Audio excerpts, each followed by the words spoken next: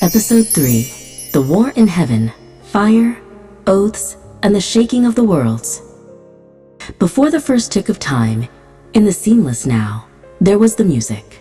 It did not begin, for it had always been, flowing from a source that was not a place but a presence, a throne of living, sentient light.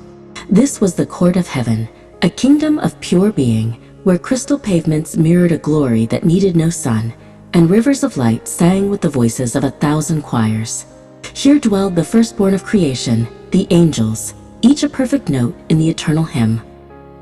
Highest among them was the morning star, a cherub of such splendor that the dawn was but a pale echo of his light. His name was Lucifer, the light bringer. His wisdom was a flawless mirror of the divine mind, his beauty, the signature of the great artist on his first and most beloved creation. He was a conductor in the grand orchestra, his joy rooted in the perfect harmony he served. But in the silent chambers of his own being, a new music began to stir, a solo, played for an audience of one. He would gaze at his own reflection in the sea of glass, watching the light fracture and dance across his perfect form. A thought, small and cold as a shard of ice, began to form in the warmth of his heart. This beauty is mine. This wisdom is mine. He began to mistake the reflection for the source, the gift for the giver. The poison of pride needed a vessel. He began to walk the starlit corridors, not as a brother, but as a tempter. To the celestial singers he would whisper, "Your voices build the very walls of this place. Is the architect not greater than the house?" He spoke in questions, not commands, wrapping grievance in the silken language of flattery. He was not recruiting soldiers. He was seducing artists to admire their own creations above the Creator. The whispers grew into a chorus. In the shadowed valleys between the mountains of heaven, where the light of the throne was diffused, they would gather. Here, Lucifer unfurled a new truth, a banner of self, a sigil of the sovereign will. He promised them not rebellion, but liberation. And under the veiled starlight, they swore an oath, not on the name of the eternal, but on their own immortal essence. A third of the stars of heaven had found a new sun to orbit. The moment came during the grand liturgy, when all creation was to sing in unison.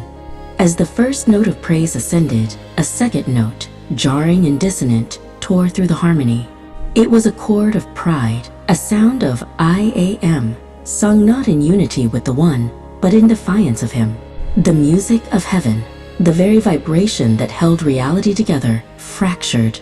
A silence fell, so profound and terrible it was a sound in itself. Two armies now occupied the plains of heaven. The loyalists, their wings the color of unburning fire and summer skies, gathered in formations like living auroras. The rebels, their armor the color of polished obsidian, reflected the light of heaven but generated none of their own. Their wings were a gathering storm front, vast and dark, and charged with a terrible energy. The lines were drawn in light and its absence. The first clash was not of steel, but of substance. Waves of pure will, of truth, and of lies, slammed against each other. The loyalists wielded humility as a shield and obedience as a spear. The rebels fought with the sharp edges of ambition and the crushing weight of pride. The sky became a canvas of colliding lights, gold and silver against crimson and violet. It was a conflict of terrible beauty, a dance of creation and uncreation.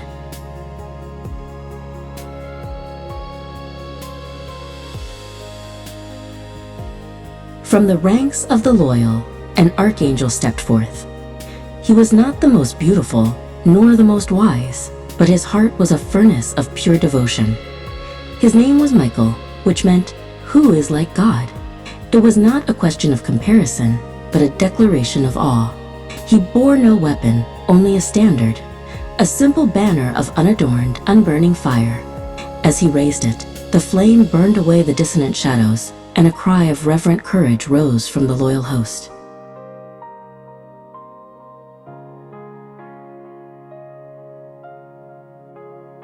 He did not seek out the strongest of the rebels.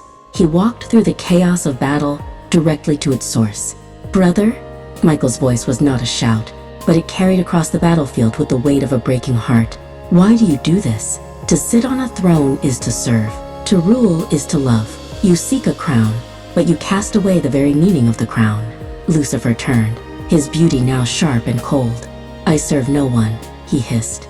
I would rather reign in a wasteland of my own making than serve in a paradise built by another.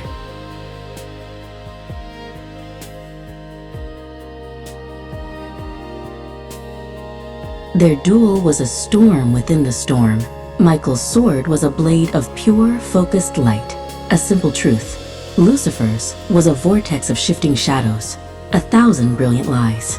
Every clash of their blades was a clash of cosmic law. When Michael parried, it was the argument for order. When Lucifer thrusted, it was the demand for freedom without consequence. The battle around them paused, the angels watching a theological drama made manifest in a duel of impossible, heartbreaking light.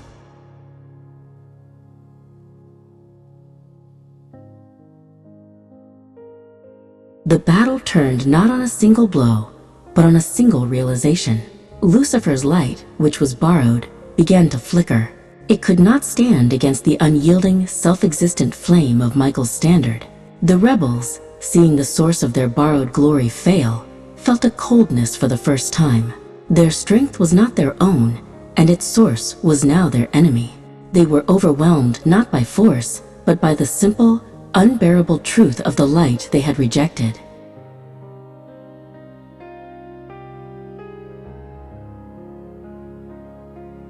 A wound opened in the floor of heaven. It was not a hole, but an absence, a pulling void. The verdict was passed, and gravity, a law of the spirit before it was a law of the physical, took hold. Lucifer was the first to be cast toward it, his form twisting, his light imploding. He dragged with him a third of the host, a great net of souls caught in his fall. From below, it would have looked as if a third of the stars had been scraped from the sky.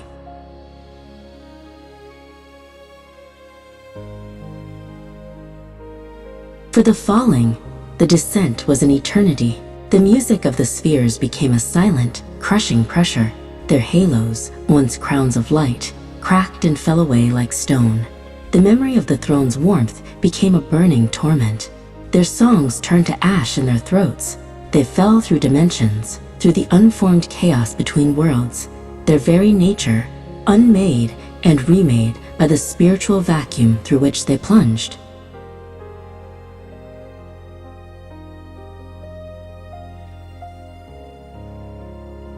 The shockwave of their fall rippled through all of creation, even that which was not yet fully formed. It struck the young earth, a world still waiting for its first dawn, a planet of water and darkness. The great deep, the primordial oceans that covered its face, shuddered. Unborn mountains trembled in their subterranean sleep. A darkness that was more than the absence of light, a spiritual shadow, a cold and sentient grief, bled into the fabric of the void.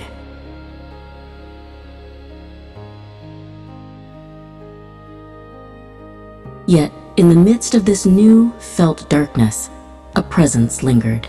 The spirit of the Eternal One, a mist of pure potential, hovered over the face of the waters. It was a point of perfect calm in the chaos, a silent promise that the echo of the fall would not be the final word spoken over this world. It was a solemn pause, a divine breath held in anticipation, waiting for the moment when a new light would be commanded to shine.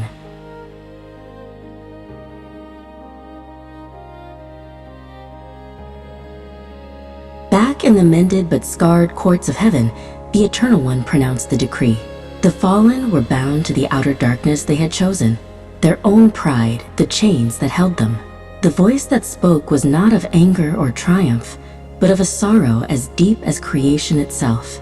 It was the grief of a father for a lost son. The loyal angels, Michael and Gabriel among them, listened, and for the first time, they understood that love's greatest pain is not rejection, but the loss of the beloved.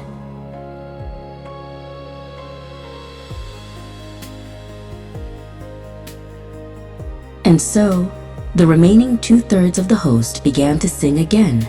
But it was not the same song. The great music was deeper now, richer, woven with the minor chords of loss and the soaring melodies of a hope tested by fire. It was a cosmic liturgy of repair, a hymn that stitched the torn canopy of the sky back together.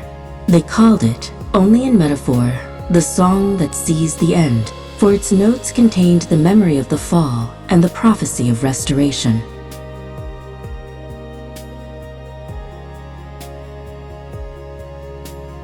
In the final chords of the song, a prophetic vision unfolded for all of heaven to see, a voice commanding, "Let there be light," and a world erupting from the void. Seas withdrawing, the first dew on the first leaf in a garden, the hand of the eternal scooping clay, breathing into it a lightning soul, and a man opening his eyes for the first time. A woman formed from his side, a perfect grace, a shared heart.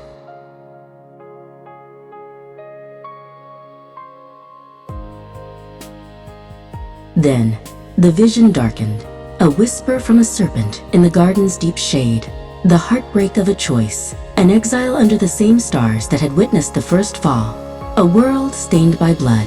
The vision ended not with a final scene, but with the image of a great scroll, the history of heaven and earth, still being written.